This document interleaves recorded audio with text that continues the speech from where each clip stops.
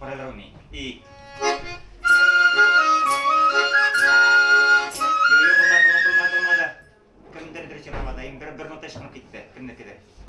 ансамбль «Шытыр-шатыр» из села Чикча перед выходом на сцену играет чисто и идеально. Но художественный руководитель Гаяз Габдулин требует лучшего звучания. Для фестиваля татарского фольклора ансамбль приготовил песню «Кукранды». Так называется село сибирских татар в Заболотье.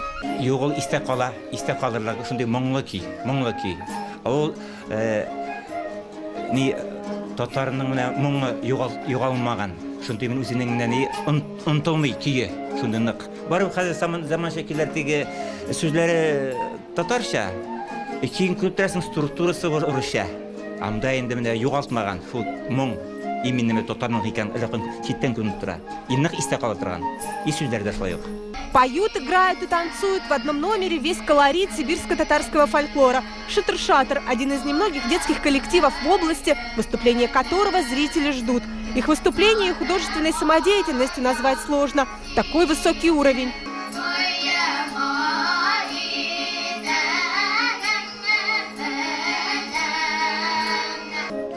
Авыррак сөйләшүләр татарча, күбесенчә русча сөйләшәләр балалар.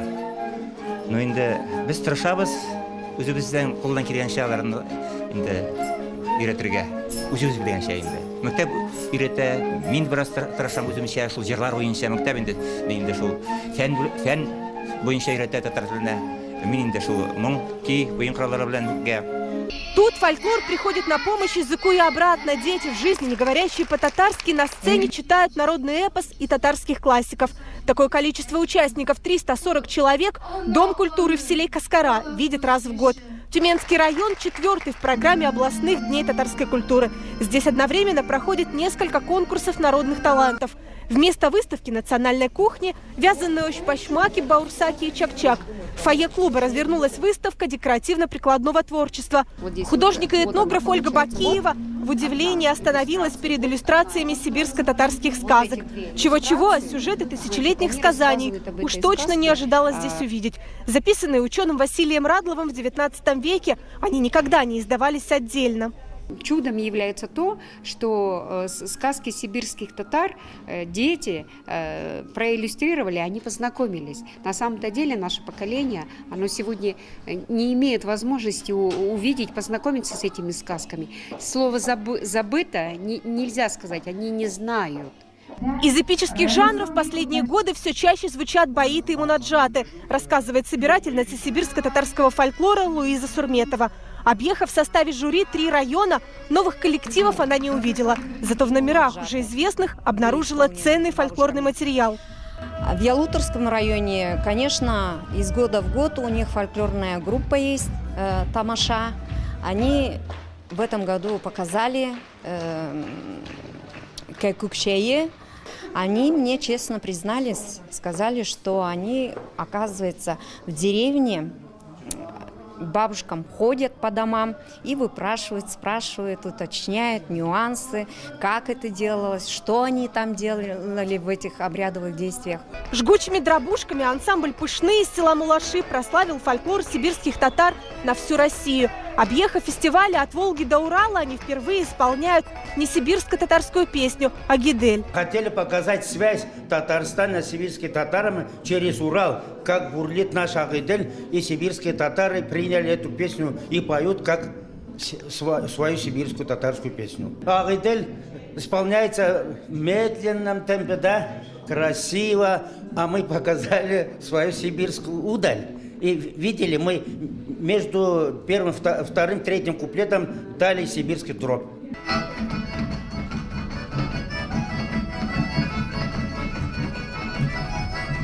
Руководитель ансамбля «Пышны» Чигвар Касимов около 40 лет собирает и ставит номера на основе фольклора сибирских татар. Знатный гармонист переживает, что передать ремесло ему будет некому. Молодежь на селе не задерживается, а гармонист, хоть и редкость, но давно не первый парень на деревне. Накануне гармонист Ислам Сафин из Тюменского района уехал работать в город. Но кризиса с кадрами на селе нет, рассказывает руководитель национально-культурной автономии татар Тюменского района Альберт Алтынгузин. Согласен в целом, да, что такая проблема существует, но мы пока вот не столкнулись. У нас достаточно руководителей, имеющих соответствующее образование, и вот чтобы кто-то ко мне, как руководителю общественной организации, обратился, что вот нам не хватает руководителей того или иного направления, пока не сталкивались. Конгресс татар Тюменской области 7-й год подряд проводит фестиваль татарского фольклора.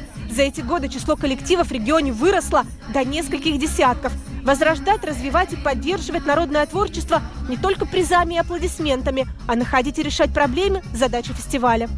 Есть и проблемные моменты. У некоторых выступающих, допустим, нет костюмов или еще что-то. Мы стараемся по мере возможности поддержать.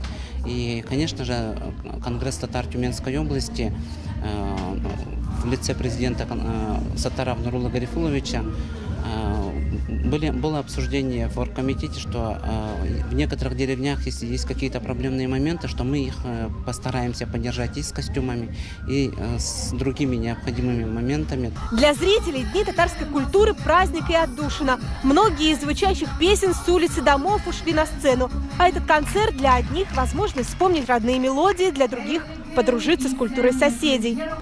Ну, я пришла на концерт сюда, хотя я по нации украинка, но я всегда была на сценах, всегда выступала. Пришла послушать музыку, вот, и очень нравится и песни, и все такое.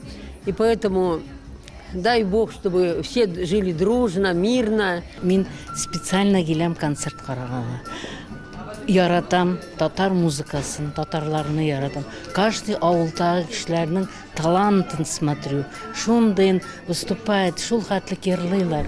Шундайын талантливый біздің нация. Дни татарской культуры продлятся до 2 марта. Впереди у жюри фестиваля Тугарак-Уен еще 3 района, где компактно проживают татары, и сотни коллективов. Лучшие из них выступят на финале областного фестиваля Тугарак-Уен. Уже там определятся участники всероссийского фестиваля. София Хайруллина, Рустам Салтукиев, ТНВ, Тюменская область.